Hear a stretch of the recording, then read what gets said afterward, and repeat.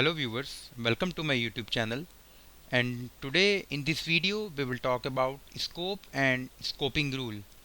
What is the exact rule of scoping and how we can use it, and what is the role of actual scoping in this any kind of programming language. So let's start with scope and scoping rule. The first slide is scope. Scope means scope in any programming is a region of the program where a defined variable can have its existence, and beyond that variable it cannot be accessed. Apart from this, a particular scope, there is a kind of range of any variable of the statement in which the variable is completely visible.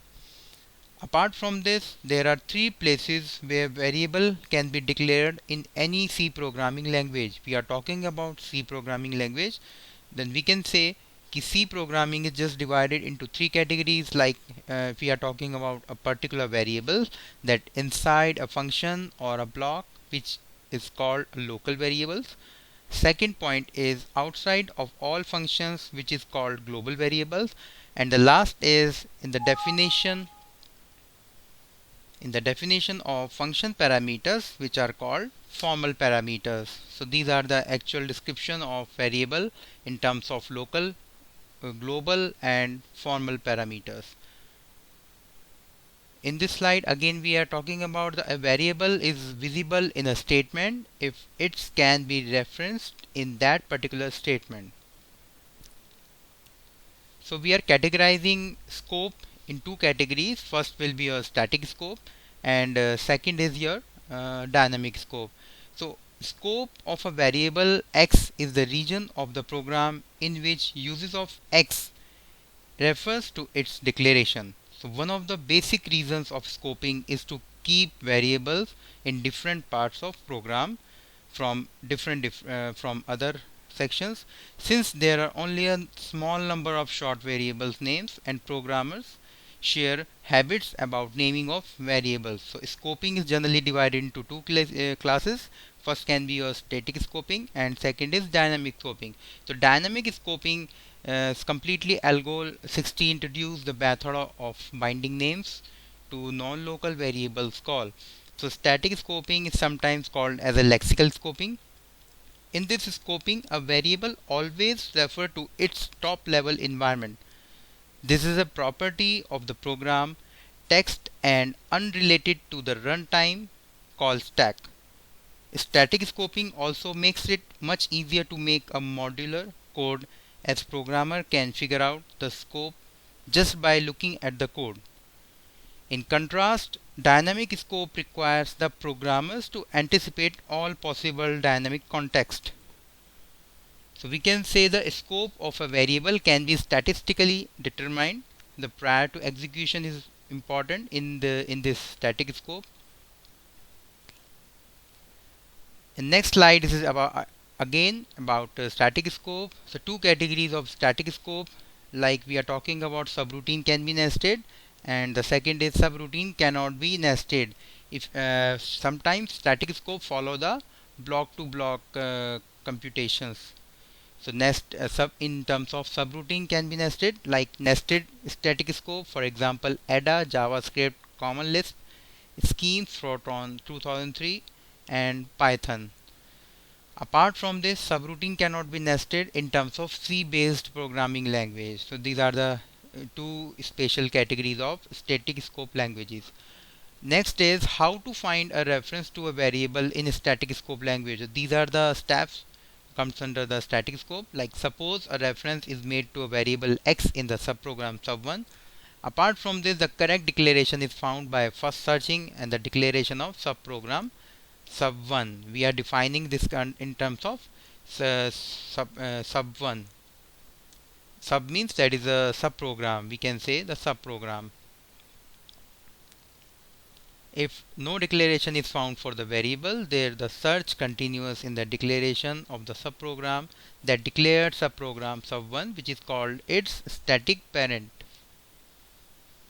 This is the description of static scope in terms of graphically we can say, or programmable form. Like we are taking an example of JavaScript function. We have defined a function big. After that, we are assigning a number of values in terms of functions. We are defining function sub1 and variable x is equal to 7. After that, we again define sub program 2 and the variable y is equal to x. So this you can see the structure of static scope. This is the function 1 big, and the second function and subprogram is divided into two categories, some subprogram 1 and subprogram 2, and we are taking variable in terms of x and y. So static scope, sometimes static hidden policies they actually follow, and the outer x is hidden from subprogram 1, and another hidden variables can be accessed in some languages. So Ada will follow the static scope, the concept of static scope. Now the question is, what is block? In computer programming, a block or code block is a lexical structure of source code which is grouped together. Block consists of one or more declaration and statements. A program language or a programming language that permits the creation of blocks, including blocks nested within the other blocks. That is called a block structured programming language. The blocks are fundamental to structured programming, where control structures are formed from different blocks. So we can say the function of blocks in programming is to enable groups of statement to be treated as if they were one statement, and to narrow the lexical scope of objects such as variable, procedures and function declared in a particular block, so that they do not conflict with those having the same name used elsewhere. In a block structure programming language, the object name in outer blocks are visible inside inner blocks unless they are marked by an object declared with the same name. So this is the actual description of blocks. So we can say static scoping sometimes follow the rules with the block to block. After that, we are talking about the dynamic scoping. So dynamic scoping will follow the rule accordingly the calling functions. So you can see the defined variables are typically static dynamic called a block, and origin of the phrase block structured languages. Many languages allow new static scope to be defined in the midst of executable code. It sometimes allows a section of code to have its own local variables, those scope is minimized. So we can define a variable typically in terms of static dynamic. So this is the program of, you can see the block to block. We can categorizing the scopes created by a blocks which could nested in larger blocks are treated exactly like those created by a subprogram. We are defining a subprogram in terms of subprogram 1, subprogram 2 and n number of programs. So we are treating all the program as a subprogram, or we can categorize the subprogram into the curly braces or number of sections we can say. So what will be the declaration order? In C89, all data declaration in a function except those who in nested blocks must appear at the beginning of the function. However, C++, Java and JavaScript allow variable declaration to appear anywhere. So scoping rules are totally different. So scoping rule is all about the subprogram, or the range will be decided according to the global and local variable. Now the question is, what is global scope, or we can say the global variable? What is it? Global variable, we are accessing global variable from anywhere. So apart from this, a global variable are defined outside a function, usually on top of the program. Global variable hold their values throughout the lifetime of your program, and they can be accessed inside any of the function defined for the particular program. So a global variable can be accessed by any function. That is, a global variable is available for use throughout your entire program after its declaration. So we can say globing is, we are talking about global scope or global variable. These are the same thing if we are talking about this one, because we are accessing the variable range throughout the program. We can access from anywhere. So global scope like C++ have both declaration and definition of global data. Definition, that is the allocation of memory space. That is the main issue for us. So while we are entering, we are writing the data, we are typing, yeah, we are assigning a particular variable to the memory. The memory allocation should be there. This is the important factors. So this is the description of global scope. You can see the prototype declaration apart from the function definition. We have to define the definition within a function. So that's why we are giving you the exact logic of global scope. The idea of declaration and definition carries over to the function of C and C++. This is the evaluation of static scope. Problem of static scoping, it means in most cases it allow more access to both variables and subprogram than is necessary.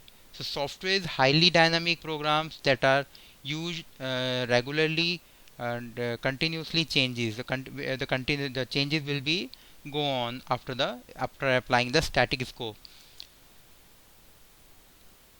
What is dynamic scope? We can say the dynamic scope sometimes it is a completely description of based on calling function, we can say, or we can say another terms like calling sequence of subprogram, not on their spatial relationship to each other. So this is the actual description of static scope.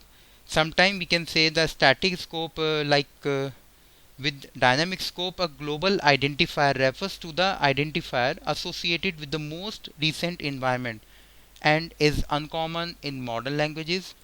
In technical terms, this means that each identifier has a global stack of binding, and the occurrence of a identifier is such in the most recent binding.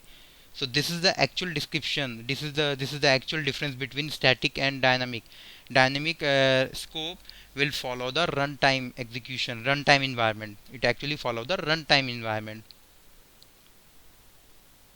Dynamic scope consider the two calling sequences like big calls subprogram 1 and calls subprogram 2. So this is the program of dynamic scope.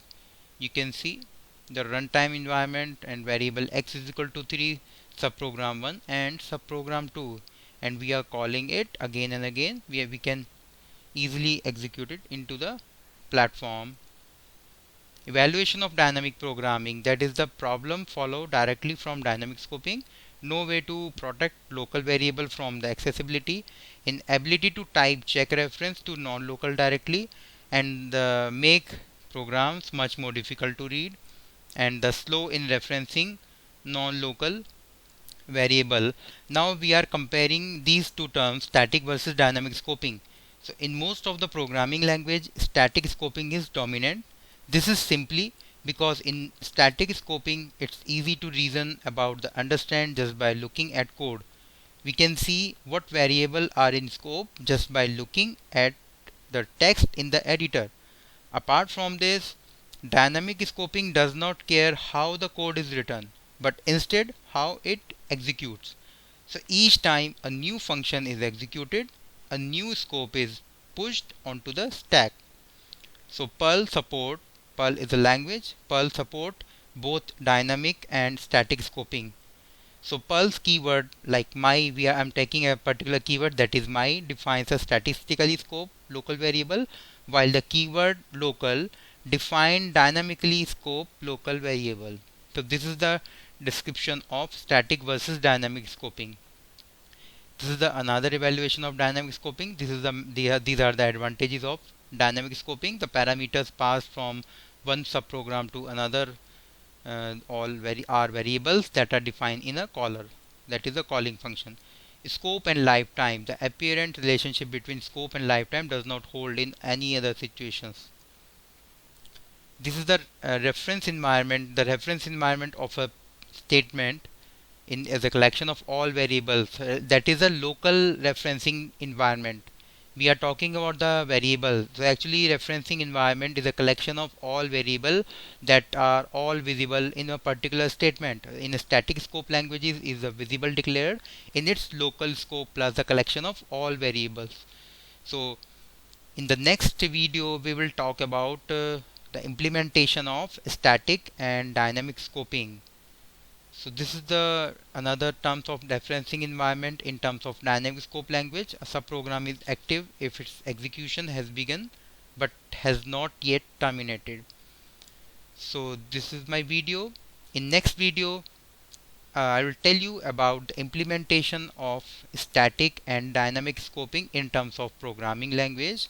So if you like my video, so please share it and subscribe my channel. Thank you so much.